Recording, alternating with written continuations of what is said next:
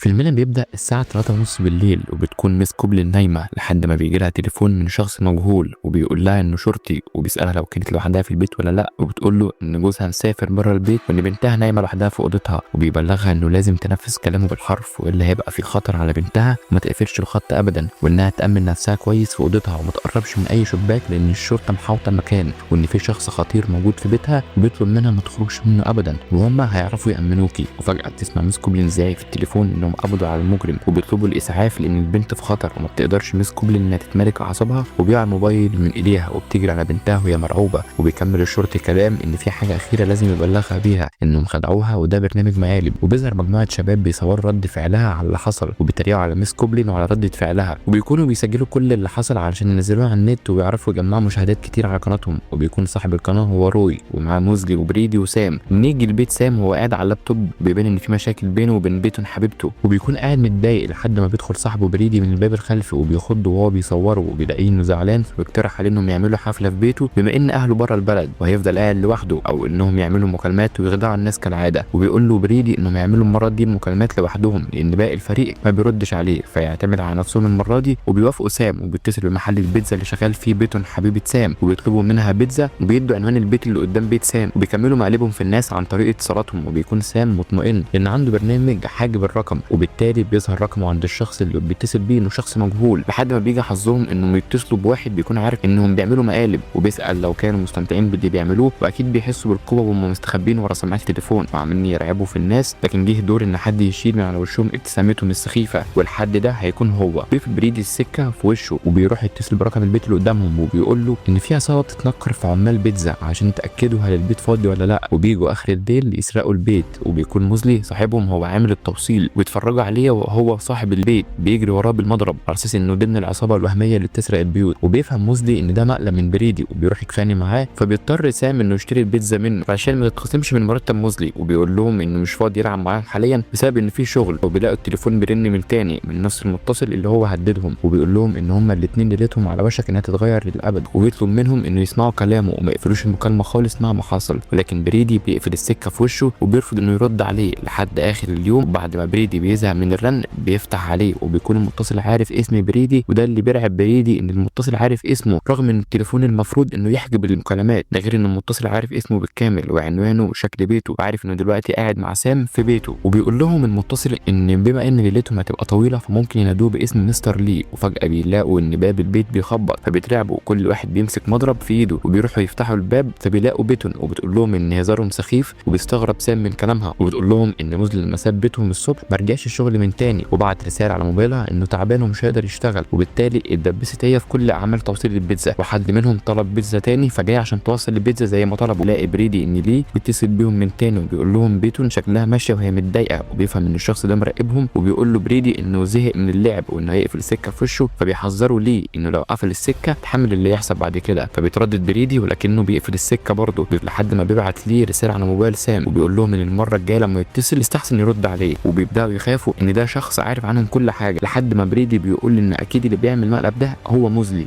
وانه بينتقم منهم بسبب اللي عملوه فيه الصبح. وفجاه بيلاقوا صوره مبعوته لهم ليهم على الموبايل فيها حد مش واضح ومكتوب عليها انه مش موزلي، وبيخمنوا من جديد وبيستغرب سام ازاي ليه سامع كل اللي هما بيقولوه. وفجاه بيرن التليفون بتاع بيت سام وبيروح يرد وبيقول لهم ليه ان اكيد اللي بيعمل فيهم كده مش موزلي، وبيبعت صوره تاني على الموبايل وبيشوف بريدي اهله وهما متكتفين في الكراسي قدامه، وبيفهم ان ليه هو اللي خطفهم وبينبههم ليه عليهم من تاني انهم ما يقفلوش المكالمات والا اهل بريدي هيموتوا. لكن سام بيقفل المكالمه عشان يتصل بالشرطه وبيكتشف ان دي مسيطر على كل الاجهزه اللي معاهم لدرجه ان هم ما بيقدروش يتصلوا بحد وبيقرروا يخرجوا بره البيت ويتصلوا من عند اي حد من الجيران. لكن ليه بيبعت له صوره والسكينه على رقبه امه انه لو خرج بره البيت هيقتلها. وبيبص سام على اللابتوب بتاعه وبيلاقي الكاميرا بتاعته منوره، بيفهم ان دي شايف كل حاجه بيعملوها وانهم متراقبين. وبيلاقوا التلفزيون شغال على تسجيل لصديقهم روي وهو متكتف، ودي بيقرب منه وبيحط كيس بلاستيك على وشه وبيموته، وبيقول لهم ليه ان التسجيل ده من امبارح وان اللي بيعمله مجرد تسخين للي هيحصل فيهم. وبيفضلوا شايفين اهل بريدي وهم متكتفين قدامهم في التلفزيون، وفجاه النور بيقطع وبيبعت لهم صوره على الموبايل لموزلي وهو متكتف كمان، وبيلاقوا في الدور الثاني النور نور فبيطلع انه يشوف مين اللي فوق وبيسيب بريدي لوحده تحت، وبيقول له ليه انه عايز يتفق معاه اتفاق سري محدش يعرفه، ولو اتفقوا هو واهله هيكونوا في امان. وساعتها بيكون سام بيدور على اي حد في الدور الثاني وما بيلاقيش حد، وبينزل بسرعه على الباب الخلفي وبيلاقي ان في حد واقف ورا الباب وبيفهم ان صديقهم بيكون موزلي، واول ما بيفتح الباب بيقع موزلي عليه، هو مشنوق ومخنوق بكيس بلاستيك، وملحقش سام انه ينقذ صاحبه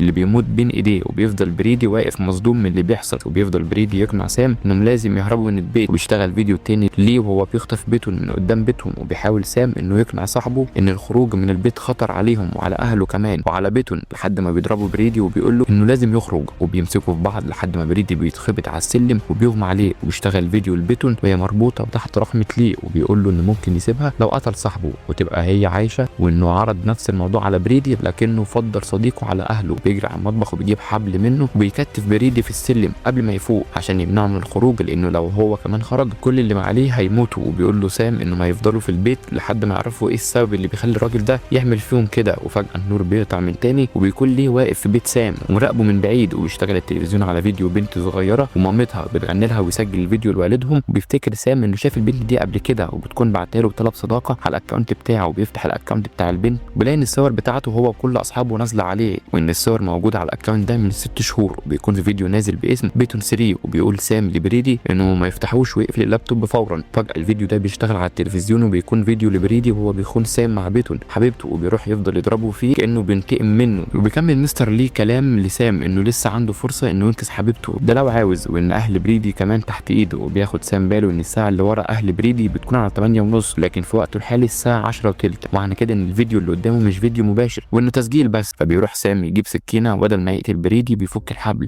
وبيأمروا ليه انهم يشوفوا اهل بريدي جنب بيتهم حالا عشان يتاكدوا ان هم عايشين. فبيفصل الفيديو اللي على التلفزيون وبيشتغل فيديو جديد لليه وقت ما كان بيكلمهم اول مره، وبيقول لهم انه عرف اسمهم وعنوانهم. واول ما بيبعد عن الكاميرا بيشوفوا اهل بريدي وهم مقتولين ورا ليه، وانه كان لحظتها في بيت بريدي، وبيقرروا الاثنين يهربوا من البيت لان بيتهم اكيد هتكون ميته. لكن بريدي بيقول انه هيفضل في البيت يحمي ظهره لحد ما هو يهرب بعيد، وانه هيضحي بنفسه عشان يكفر على خيانته ليه، وبيرميه بره البيت. وبيفضل بريدي جوه البيت لوحده، وبيشوف سام ان العربيه اللي ظهرت في الفيديو بتاع ليه واقفه جنب عربيه بيتون، وبيروح ناحيتها وبيلاقي ان بيتون مربوطه فيها، وبينقذها وبيقول لها انها تبلغ الشرطه بسرعه. وبيكون بريدي بيدور في البيت وبيلاقي ان الباب الخلفي اللي هو قافله بقى مفتوح، وموزلي ميت على الارض ووشه متغطى. وبيخرج بريدي من الباب الخلفي وبيلاقي ان موزلي مرمي في الجنينه، وبيفهم ان اللي كان مرمي عند الباب الخلفي هو ليه. واول ما بيلف بيكون هو واقف وراه، وبيسمع سام صوت بريدي وهو بيصرخ، وبيروح ناحيه الباب الخلفي وبيلاقي ان موزلي مرمي في الجنينه ومفيش اي اثر لبريدي. وبيدخل جوه البيت عشان يدور على صاحبه لحد ما بيسمع بيتون وهي بتصرخ بسبب انها شافت موزلي ميت قدامها. وبيطلع لها سام وبياخد باله ان ليه واقف وراه ومعاه سكينه في ايده ولابس قناع، فبيضربه سام بالمضرب اللي في ايده، وبيقدر انه يعكس السكينه اللي في ايده وبيطعنه بيها وبيخلص عليه، ولكنه بياخد باله ان السكينه مربوطه في ايده وان ليه عنده وشم نفس شكل الوشم بتاع بريدي. وبيشيل سام القناع من عليه ويبقى هو اللي قتل صديقه بريدي، وانه ما كانش قادر يتكلم لان بقه ملزوق. وبكده بيكون سام قتل صديقه، وبيجي له ليه وبيقول له انه بيرد له الجميل اللي هو عمله فيه اما اتصل ببيته. وفي يوم ان مراته اسمها كوبلين، وقت ما كان هو واصحابه مبسوطين بالمقالب اللي عملوها فيها، كانت مراته مرعوبه على بنتها وعلى اللي حصل لها. وساعتها بصت للمسدس اللي كانوا مخبينه تحت السرير، وخرجت عشان تروح اوضه بنتها وتطمن عليها، لكنها ما لقتش بنتها على السرير. واول ما الباب الحمام اتفتح ضربت النار كقوي على الباب، وشافت بنتها وهي ميته قدامها، ما قدرتش انها تعيش ولا لحظه من بعد موت بنتها، وانتحرت في نفس الليله. علشان كده قرر انه ينتقم منهم كلهم،